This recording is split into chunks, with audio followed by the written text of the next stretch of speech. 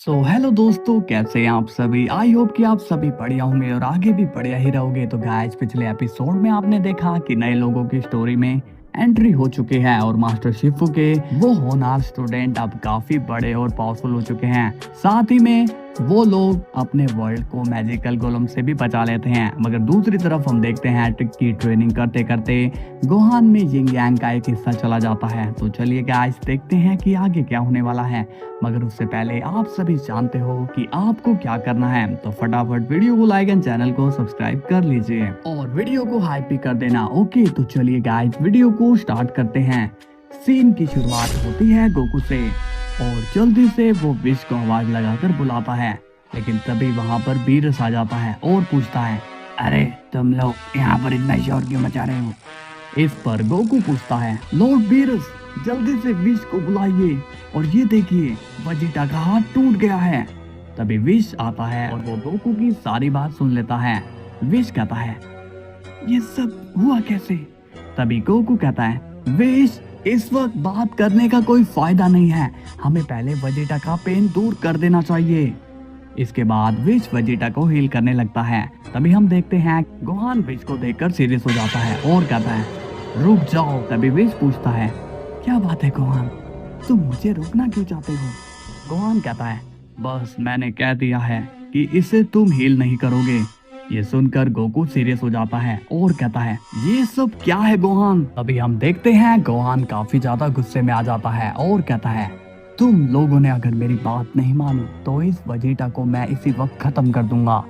Goku भी अब serious हो जाता है, लेकिन उसे कुछ भी समझ में नहीं आता कि गोहान इस तरह का बर्ताव कर क्यों रहा है। और तभी हम देखते हैं कि गोहान की बॉडी में अचानक से ब्लैक एनर्जी बाहर आने लगती है और वो एनर्जी काफी ज्यादा पावरफुल होती है। विश कहता है, गोकू, मुझे गोहान कुछ ठीक नहीं लग रहा है। बीरस भी थोड़ा डर कर कहता है, और ये इसमें से कौन सी एनर्जी बाहर आ रही है। इस पर गोकू गोहान से कहता है, गोहान, ये तुम्हें क्या हो गया है। तभी हम देखते हैं ग्रैंड प्रिस्ट को और वो काफी शॉक हो रखे होते हैं। ग्रैंड प्रिस्ट कहते हैं, ये क्या हो रहा है, अचानक से मल्टीवर्स का पावर लेवल इतना ज्यादा कैसे बढ़ गया। इसने तो पूरे मल्टीवर्स के बैलेंस को ही बिगाड़ कर रख दिया है। अगर इसे इसी वक्त नहीं रोका तो सब खत्म हो जाएगा। तभी जैनो वहाँ आता है और कहता है, नहीं, क्या तुम्हें भी कुछ अजीब महसूस हो रहा है। ग्रैंड प्रिस्ट कहते हैं, हाँ जैनो सामा, मल्टीवर्स का बैलेंस बिगड़ चुका है, इसलिए मुझे अभी जाना होगा। इसके बाद ग्रैंड प्रिस्ट वहाँ से चले जाते हैं। अब सीन जाता है गोहान पर और वो काफी ज्यादा सीरियस नजर आता है। गोकू कहता है, नहीं विश, ये गोहान नहीं है, बल्कि ये गोहान के अंदर से कोई और ही बात कर रहा है। इस पर गोहान कहता है, तुम लोग अब मेरे गुलाम हो और मेरी मर्जी से ही यहाँ पर सब काम होंगे। तभी हम देखते हैं कि गोकू को गोहान पर काफी गुस्सा आता है और वो कहता है, बस बहुत हुआ, जो कोई भी हो तुम गोहान की बॉडी से बाहर निकल जाओ। तभी हम देखते हैं कि गोहान अब गोकू पर डार्क एनर्जी अटैक कर देता है, जो गोकू से टकराकर उसे नीचे गिरा देती है। और तभी हम देखते हैं कि पीछे से ग्रैंड प्रिस्ट गोहान पर अटैक करके उसे बेहोश कर देते हैं। ग्रैंड प्रिस्ट को देखकर बीरस शॉक्ड हो जाता है और कहता है, आप यहाँ पर ग्रैंड मिनिस्टर। ग्रैंड प्रिस्ट पूछते हैं, यहाँ चल क्या रहा है। विश कहता है, कुछ पता नहीं फादर, ये सब यहाँ पर अचानक से हो गया। तभी वजीटा कहता है, विश, क्या तुम मुझे हील करोगे।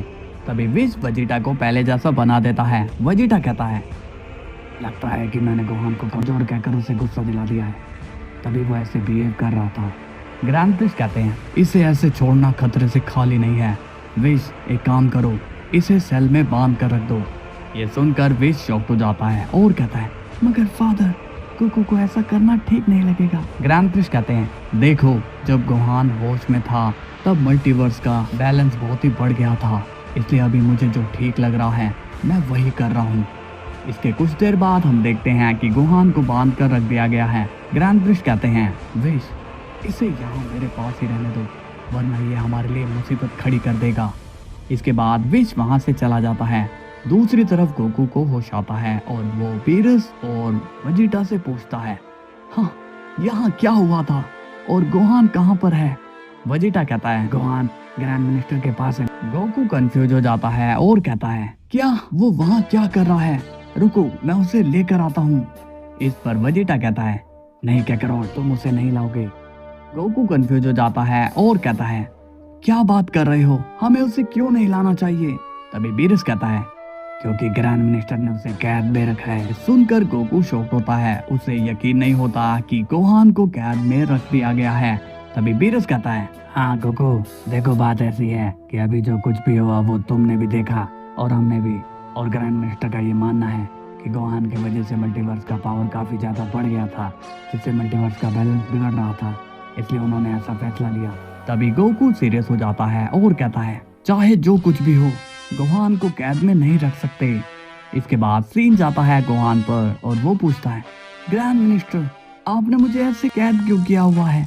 ग्रैंड प्रिंस कहते हैं, गोहान, तुमने जो किया उसके लिए मुझे ये सब करना पड़ा। गोहान पूछता है, मगर मैंने किया क्या है, मुझे तो कुछ भी याद नहीं है। ये सुनकर ग्रैंड प्रिंस शॉक्ड हो जाते हैं और कहते हैं, क्या तुम्हें सच में याद नहीं कि तुमने क्या किया। गोहान कहता है, हाँ ग्रैंड मिनिस्टर, क्या मैंने कुछ गलत किया है। ग्रैंड प्रिंस कहते हैं, तुमने वजीटा का हाथ तोड़ दिया था और तुमने अपने डैड पर हमला करके उसे बेहोश कर दिया था। ये सुनकर गोहान शॉक्ड हो जाता है और कहता है, नहीं, ऐसा कैसे पॉसिबल है, ये सब मैं भला क्यों करूंगा। ग्रैंड प्रिंस कहते हैं, वही सब तो मैं जानना चाहता हूँ कि तुमने ये सब क्यों किया।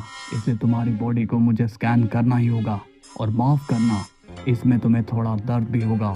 ये सुनकर गोहान शॉक हो जाता है और तभी हम देखते हैं कि ग्रैंड प्रिस्ट अपनी एनर्जी से गोहान की बॉडी का एक सेल स्कैन करने लगते हैं, जिसमें गोहान को बहुत ही ज्यादा दर्द होने लगता है